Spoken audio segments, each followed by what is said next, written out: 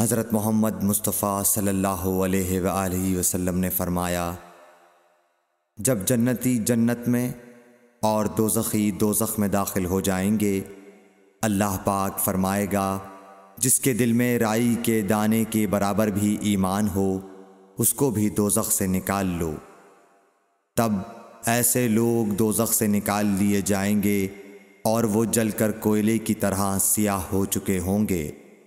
फिर ज़िंदगी की नहर में या बारिश के पानी में डाले जाएंगे। उस वक्त वो दाने की तरह उगाएंगे, जिस तरह नदी के किनारे दाने उगाते हैं। क्या तुमने नहीं देखा कि दाना जर्दी माइल पेच दर पेच निकलता है?